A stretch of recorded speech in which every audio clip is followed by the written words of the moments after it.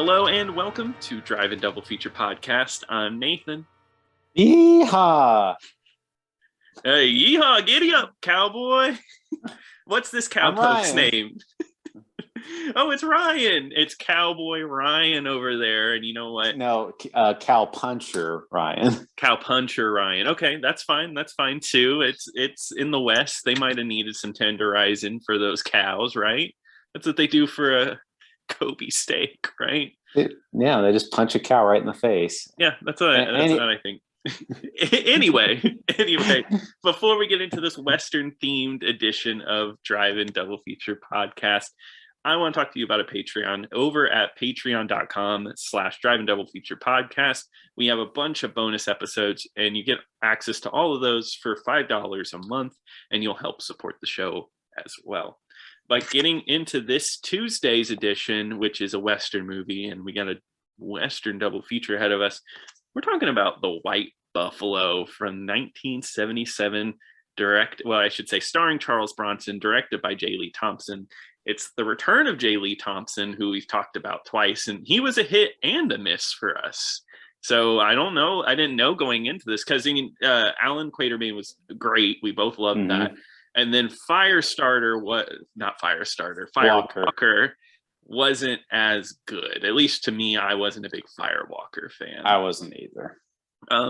But this is actually the first time Charles Bronson shows up on the show, over 100 episodes in, and that man has so many B movies that we could talk about, especially the big one, Death Wish. But he completely 100% respected actor, in the early days. He was in some really big movies, The Great Escape, Once Upon a Time in the West. Yeah, just these huge movie roles, and then it just it's like Liam Neeson right now. He's just got into these trashy action movies, and and he found his niche, got a second life. Exactly. He found his niche, and that's where he's that's where he's stuck with for till the end of his career. But he still had some weird respect. I guess fun little fact that I learned before this, and I'll just bring it up now because I don't know when I'll bring it up again. Ingmar Bergman tried to get him in one of his movies for the longest time, but Charles Bronson said he was weak and that he wouldn't be in any Bergman movie, which also means Charles Bronson has watched Ingmar Bergman movies. So wait, was he saying he himself was weak, or was he claiming Ingmar Bergman was too weak? He was claiming that Bergman was too weak. His characters are weak.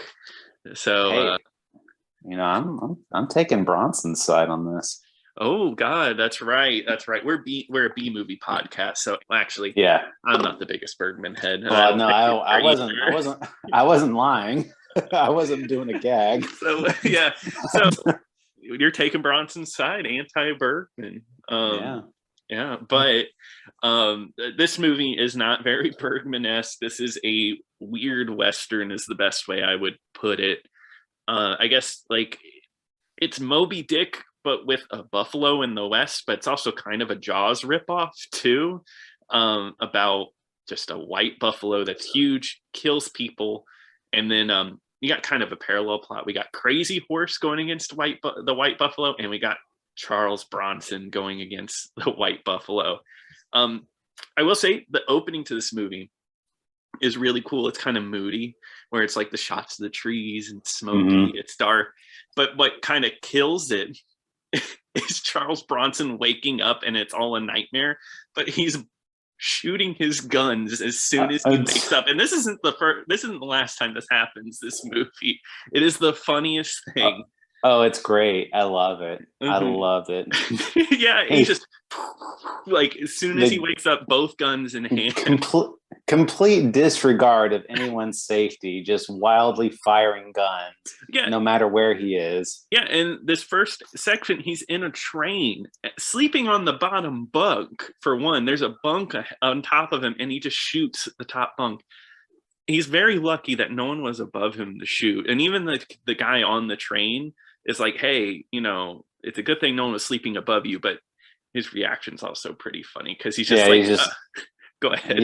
Yeah, he's just whatever, no big deal. Yeah, it's you could have killed somebody, but you stay. It's okay.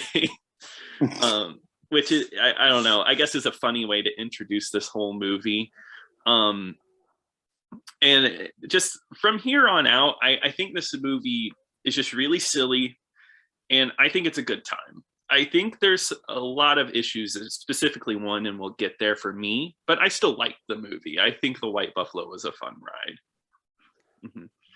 I thought it was great. I loved it. Nice. I'm glad you loved it.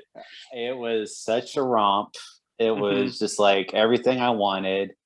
I mean, it's Jaws. It's literally Jaws, but it's like it's such a campy version of it. Like Grizzly, it was trying really hard to be Jaws, but like super serious, and it just wasn't really what I was looking for. This one is just like total balls to the balls.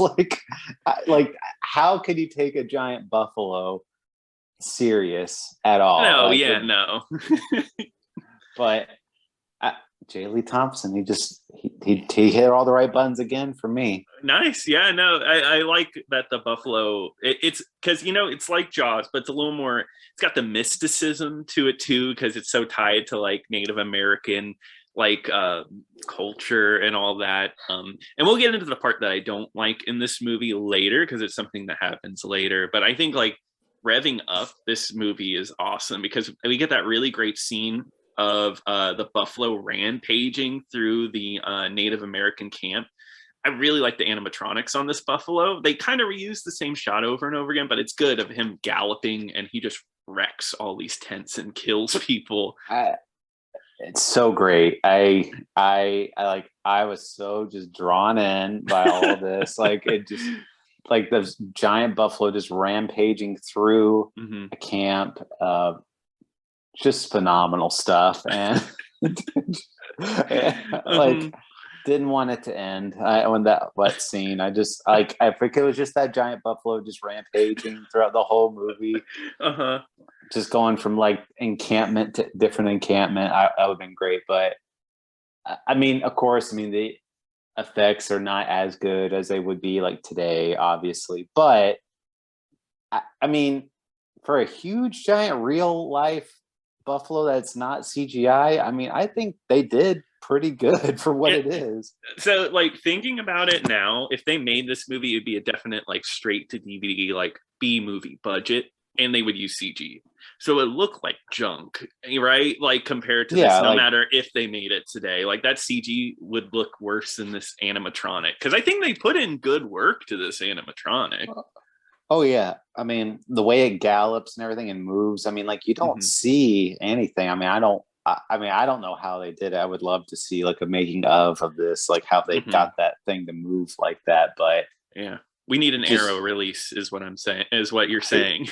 Yeah, all right. Somebody needs to get on that. But it's just the way it rampages. It's so destructive and just totally devastating, and it's such a great way to introduce this monster. Yeah, exactly. I think it's a good way to introduce that this thing is like pure destruction and why it damages everything in its wake. And that's kind of where we get the other storyline, which is with Crazy Horse, played by Will Sampson, who I guess we talked about him before in the other J. Lee Thompson movie, Firewalker, because they meet up with him in that movie. But he's not Crazy Horse in this movie. They change his name to Worm because he cries over a dead loved one. I know. Just they call him Worm. Just like total. Just like, what are you, like a little girl or something? You're so pathetic. You're a worm. you little whiny worm. It's so mean. But he has to take revenge on the White Buffalo. That's his goal. He's kind of like the Death Wish person, Paul Kersey, kind of like that. He's the more vengeful one, because Charles Bronson, I guess it's kind of like vengeance, but he just kind of has nightmares, and he's like, I got to get rid of this thing, otherwise I'm going to have more nightmares. This is horrible. And he has PTSD for this buffalo that he's never encountered before. That's what's so weird about it, because the thing about Moby Dick, because that's what J. Lee Thompson said it was based off of, is that our Captain Ahab there had dealt with Moby Dick before, and that's why he was going after him. Charles Bronson has nothing to do with this white buffalo, but he still has like tracking skills and knows about it and wants to go kill it. Just kind of silly. But Charles Bronson, love his look in this movie. This man, this costume he's wearing, through his costumes, I should say, he's looking good. That's all I could say. Those sunglasses he wears, the Django Unchained glasses, they look great on him. Well, so fun fact, Quentin Tarantino also really likes this movie. Mm-hmm. And that's what the glasses are from in Django. It was the glasses in this movie. Yeah, they're great glasses. And I think Charles Bronson, so I've never really watched many Charles Bronson movies. I won't say like, I never knew if I was a big fan or not, because I've only seen him in probably his most popular movies like Death Wish, stuff like that. And he's definitely playing the stereotype that everyone kind of pigeonholes him into this. There's just something about him that he's entertaining to watch. It's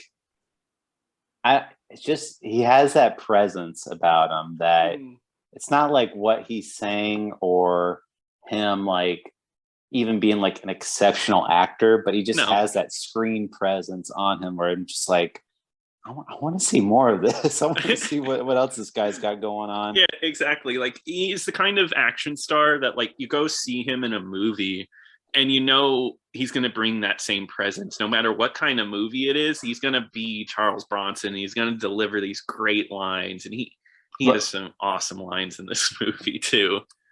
Well, it's funny. So like when we were talking about Firewalker, we made the point that Chuck Norris was like the guy from Cannon, but Charles Bronson was also the other guy for Cannon. And like the big joke is like they would have like a big pile of scripts, and that the producers would go through each script and they would have a pile, one for Norris and one for Bronson, and they would just like pick and choose like which one goes on which Chuck gets one. Yeah, well, I like that because you can definitely see that Charles Bronson, probably they were like, oh, this one's a little sleazier, a little nastier. Charles gets that one, and then Chuck gets a little more tamer, a little more action, kung fu type stuff. He gets to do the more stunts because Bronson can't handle it at this point. No, he cannot. But I do love that. But this isn't a Cannon movie, right? Which is surprising. No. It's a United Artists movie. But I mean, this is definitely leading up to that Cannon era Bronson. I really love just the town and the setting because Charles Bronson gets to town and everybody, it's the classic Western thing of everybody in town knows who this guy is and everybody hates this guy and everyone has it out for him.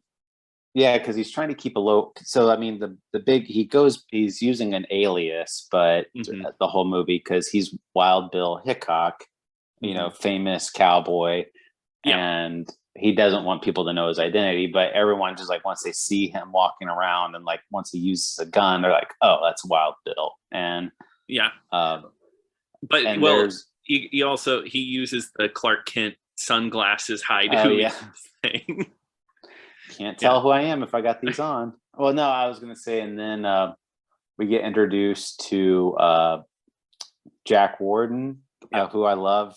Jack Warden. I remember watching Jack Warden when I was a kid because he was in Problem Child, and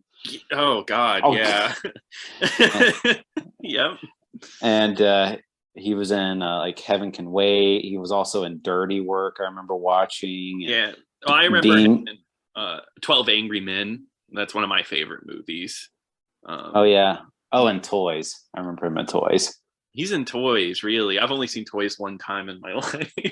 That's an out there movie. That's one to talk about. But but anyway, he plays like an old prospector type of character who's a friend of Wild Bill Hickok. And what a way to introduce this character to, because the scene takes place at like a brothel / bar type of thing. And it's literally just like people are just sitting around having drinks, and then there'll just be these curtains, and like it's just these women behind them, and they'll just be like, all right, you got 60 seconds with this girl, head in there. And then it's just And then and it's just like people are just lined up, like, oh yeah, this is totally normal. Like you're just like you're just waiting in line to get your like drink order or whatever at like a restaurant or something. Yeah, it's like it looks like bathroom stalls. Like literally, like there's a line for the bathroom, but no, it's for having a woman for a minute and leaving. And then Jack Warden's character gets introduced because he's totally impotent at the moment. Like he's not able to rise to the occasion. So they're just like, sorry, Charlie, maybe next time. Yeah, I know. I love that. And I love this character because he is absolutely insane. He's just an insane character. That's what he's there for. He's kind of like Bronson's the straight man. And then Jack Warden here during this whole bar section, which is like a huge scene in the movie. It lasts for a while. He like is throwing crap, saying crazy crap, just like getting on everybody's nerves in this place. He throws the bottle and he's like, sorry, I wasn't brought up right. Yeah. Everyone just goes back to doing their thing. And to like, when he said that, I reversed the movie. I don't know what it was. He threw that bottle and said, I wasn't raised right. And I thought I misheard him. And I was like, what did he say? And I had to like go back and watch it again. Great line. But this is all because the dude at the bar, well, there's like this rival gang that just like hates Bronson is what I'm getting out of it. And then the guy at the bar is like, hey, can you try your best to get these dudes out? But also tries to blackmail Bronson at the same time. It's like, well, the bartender is like also like a famous gunman, but he's like pretending that he's just like a regular bartender. And originally he was like going to pay Bronson to take him out, but Bronson's like, I don't do that. And then so Bronson basically had to fight his way out between like the rival gang and the people working in the bar. So there's a great shootout in there. I mean, that's like, it was a really tense moment. I was like really like on the edge of my seat, like watching that type of stuff. Yeah, no, I agree. I think this movie does build tension really well. I do think, and we'll get into that a little bit later, because I think maybe the final scene leading up to it is extremely tense. But a funny scene in this part is a little bit later. Charles Bronson meets up with an old fling who is a prostitute that works or kind of lives there. And one of the best moments in this movie is Charles Bronson, his old ass, laying on the bed, and she's like, come on, let's make love. And he's like, no, not tonight. Like, just like, no, I don't want to. And she's like, we don't see this a lot in these movies, but she's like forcing herself upon him. Like, no, we're going to do this. I am riding this horse. And he's like, no, I can't. I'm not going to do it. And he refuses her advances the whole way through. And I don't know, there was just something funny about seeing Charles Bronson refuse Kim Novak. No, they do eventually. Well, but I don't know. I like it would. This may sound really warped, but after seeing so much of it on the reverse side, it was nice on the other end. But so when I say that though, it's very clearly like he wasn't like, no, don't do it. Like he wasn't. He wasn't under duress. So I want to make that point. It was very clearly like hardcore flirting with each other, and it was more like, I'm tired. I'm tired right now. Maybe I need to sleep really fast before we do anything, kind of deal. It's not like a no, and it's silly because like she's even like, he's like, I love the line where she's like, you can just lay there, and that's all you have to do. I personally loved their relationship. I wanted more. Really? Kim Novak, I actually really liked her in this movie. I mean, she's not she has a very, very small role, but it's a very impactful role. And I kept thinking about her, and I was like, I wonder if she's going to be coming back, like type of thing. And she doesn't, unfortunately. But stuff like that, I was like, oh man, I was starting to dig it more because of stuff like that. Yeah, it was definitely a bit part, right? Like it definitely felt like it would have led to more. She's definitely out of the movie, and then it becomes Charles Bronson, Jack Warden going on the trip. Oh, Slim Pickens shows up, which is crazy. Very bit part again for slim pickings. But no, I'm saying I love seeing him in anything. No, I totally agree. I was just like, oh, Slim Pickens, like, you know, because he has such a recognizable voice. I mean, like he could just start talking and Yeah. but that scene was so out there. That scene felt really out of place because he was just like, Charles Bronson is riding in a stagecoach, and then they stop. Well, he's riding with like this one guy and a girl, and this guy's being completely vulgar, and he kicks him out like in the middle of the rain. The guy's like, darn you, like type of thing. And anyway, they find like a dead body in the snow, and they go and investigate. And then while they're doing that, like somebody shoots the carriage, and the woman in there ends up getting shot in the face. It's just such a very violent scene that did not need to happen, but it's just like I'm trying to remember what Charles Bronson says. Unfortunately, I didn't write it down. But he said got hit right in the middle of her third eye or whatever. Yeah, that's right. Got hit right in the middle of her third eye. Like, what? You know, now this is actually one of my favorite parts of the movie. I thought it was so silly when they're in the carriage together because he kicks the guy out because he keeps cursing, and he's like, there's a lady here, you can't curse in front of her. And she's like, oh, thank you. But the punchline is after that, she says, like, when are we gonna get the fuck out of here? When are we gonna get out of this goddamn country? And the look on Bronson's face, I don't know, it was just a silly moment. But loved it. Yeah, she dies, and then they just kind of move on with the movie. That never gets brought up again. I mean, like I you know, it's very clear. I mean, they were going after Bronson, and she was just hitting the crossfire. But still, it was just like zero consequence for that thing happening. But they go out. So anyway, after there's that shootout in the bar, they go out to the countryside to try to find like the buffalo, because this buffalo is like a big myth at this point, and people have been talking about it. And but they ran into the rival gang, and that's when Crazy Horse finally runs into him, and he has like a wolf pelt. So like he'll crouch over, and they'll like. And I remember the guy was like, "Darn you, Lobo, get out of here!" Lobo. And Crazy Horse just like jumps up and just shoots him with the bow and arrow. Yep. Yeah. No. There's a really great moment. It's a little bit later where they're in the snow, and there's like this huge standoff with some people. Well, everybody's hiding behind rocks, but Crazy Horse shows up as a wolf and is hiding behind the rock, and he's the one who wins it because he has a bow and can shoot far. That was one of the moments that I thought was pretty tense, and I actually really liked that moment. Great moment. Again, another moment I loved. So yeah.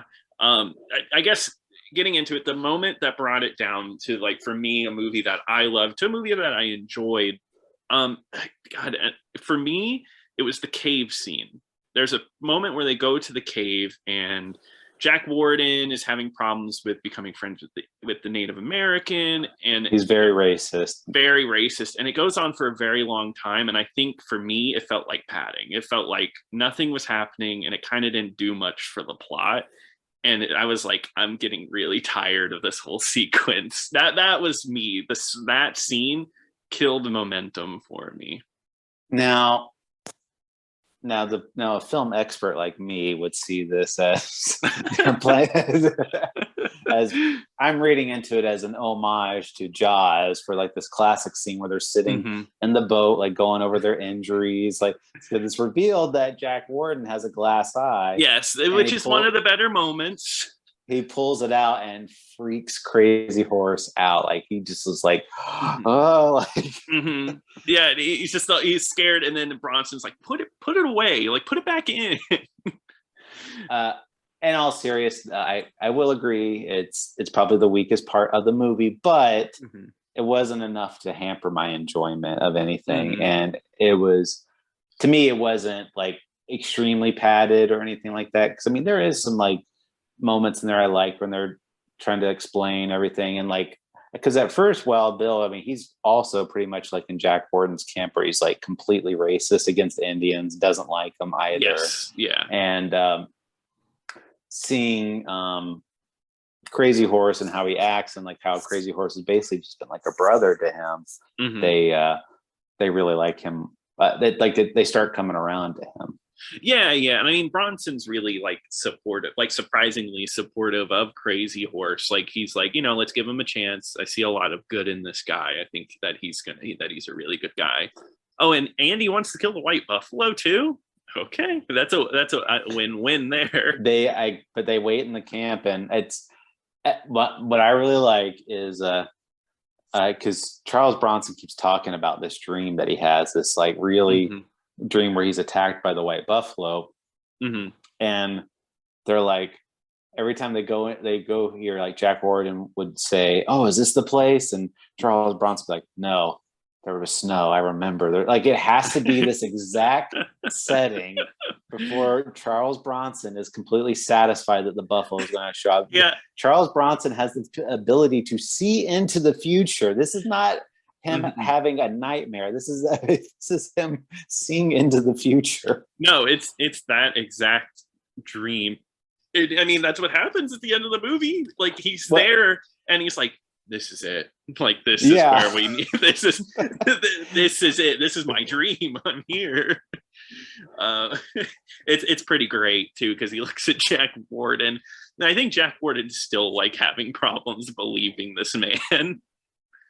Jack Warden's just kind of along for the ride because he's just Wild Bill has just always been able to help him out, and he's just like, whatever you say, Bill, like type of thing. And So the final showdown, I think, is really, really cool. Because that's when the buffalo, because it just like Jaws, it's all about not really seeing the buffalo, right? It's all about like the mysticism behind him. Like when he does show up, he destroys everything. So when he does finally show up after not being seen, there's like a tenseness, like people could die here. Like, it's a movie where I'm sure Charles Bronson lives no matter what, but there still is that chance that our main characters could die. I don't know. It was definitely, it was a cool showdown scene, like especially whenever Crazy Horse hops on the buffalo's back. Well, it starts because the buffalo is charging directly at Bronson, and Jack Warden says, "Shoot it, Cap, shoot it," and then just his gun is frozen. Like the trigger has like an ice block, and he can't fire the gun because right where the trigger is, it's like a big block of ice. His gun is frozen. It's that cold, and he can't shoot the buffalo. And Crazy Horse jumps on and starts stabbing the buffalo as much as he could, and eventually they all are able to fire on it. And the thing is Crazy Horse actually has a gun, so he could have used this gun. At the end of this showdown, they're like, "Why didn't you just use the gun?" He's like, "No, this buffalo had to be taken down, not by the white man's ways." And I'm like, well, I mean, they helped out a lot. I mean, I'm sure your stabbing was, was hurting the buffalo, but I don't know if one buffalo could be taken down by a knife just being stabbed in the back over and over again. No, I don't. Stabbing in the exact same place it looked like over and over and over again. I think the big shotgun barrel probably did a lot more damage to the buffalo. Yeah. I do the blood effects on the buffalo is really cool because it's a white buffalo, so it's like pure red all over its like fur. But yeah, it was a great it was a great showdown. And then when they do take it down, Crazy Horse skins the buffalo, and Jack Warden's like, "Well, what the heck? I mean, are you friends with this guy now?" And he's like, "He's a good man. He helped us," type of thing. And it's like a weirdly sad ending because Jack Warden is pretty much done with Wild Bill. Like he just like, you took Crazy Horse's side. Like, I told you don't trust those guys, and you're still trusting them. And the movie ends like that. Like a friendship ends between them, and then a new one has been created. Yeah, but it still has that sadness, right? Because a friendship blossoms from it, but Crazy Horse is still like, "You'll be my brother forever, but I'm never going to see you again. We will never make contact again. We can't." After doing something like that. So it's all around kind of just a sad ending. It reminds me of Moby Dick in a way where it's like, they kill it, but like, what did they really gain from it? Especially Crazy Horse, because it's revenge. I guess Charles Bronson doesn't get nightmares anymore, so I guess he gains something from it. Maybe it's like a different animal now. Now he's dreaming of like a giant armadillo or something. And, yeah, the white armadillo or something, and just rolls through the town like Sonic, like a boulder. Hey, you know what? I'm down for or I would have been down for a sequel to this, but unfortunately, we never got it. Maybe we'll just get a remake. Who knows? Well, just so you know, this wasn't an original idea. This was actually based off of a book. Oh, gotcha. That makes sense. I could see that.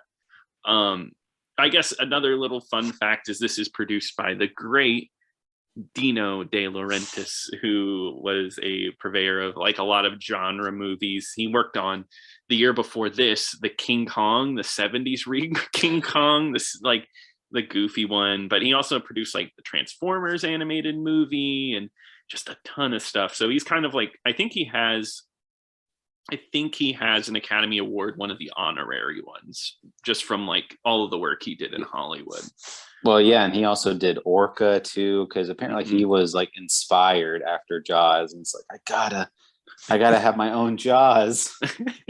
Yeah, no, and I mean, hey, it's cool. I think we got this one where I don't think that to me it's like Jaws, but I don't think it's that much of a ripoff of it. I think it exists as its own thing. I feel like more so than Grizzly, it's its own thing. Grizzly was like, you could tell how much of a ripoff it was. This is kind of inspired, I would say. Yeah, I would say so. To me, it's different enough, but it's with the dynamic that the non-Buffalo scenes, what's going on. To me, it's different enough. Yeah. But yeah, like I said, loved it. I thought it was great. I had a great time watching it. I was hooked from beginning to end. And like I said, J. Lee Thompson, I mean, he's a two for one right now for me. No, and we definitely are. We have plenty other movies from J. Lee Thompson to talk about. But yeah, no, I mean, I agree. I like this movie, and I do recommend you check it out. I think it's a really neat, weird Western. Even with my like one kind of gripe with the movie, I still think overall it's a very enjoyable experience, and it's got me hooked on Bronson. I want to pick more Bronson movies for the podcast. Yeah, I was gonna say, I think we may have to do either a Bronson week, or we might do like a Bronson month. Yeah, I don't know. Burt Reynolds. I would be for that. So maybe you'll see that coming up soon. But I think that wraps up for White Buffalo, unless you have some last things to throw in. No. Like I said, I totally give it a recommend. All right. Well, Ryan, what are we going to be covering on Thursday? Well, Nathan, you actually already mentioned it. We're going to talk about one of the greatest Westerns, Django Unchained. We love Tarantino here. Because I mean, he made the greatest Western of all time. I mean, why wouldn't you talk about it? No. Yeah, true. Even though he says it's not a Western. He says it's an Eastern. A Southern. Sorry. No. Anyway, we're not really talking about Tarantino. I'm sorry. Maybe one day. But no, we're going to be talking about 1971's DOC. And that is over on Tubi for free. Perfect. Well, I'm excited to watch that. But if you want to send us an email, you can send us an email over at driveindoublefeaturepodcast@gmail.com. And you can also tweet at us at DIDFpod over on Twitter. But until next time.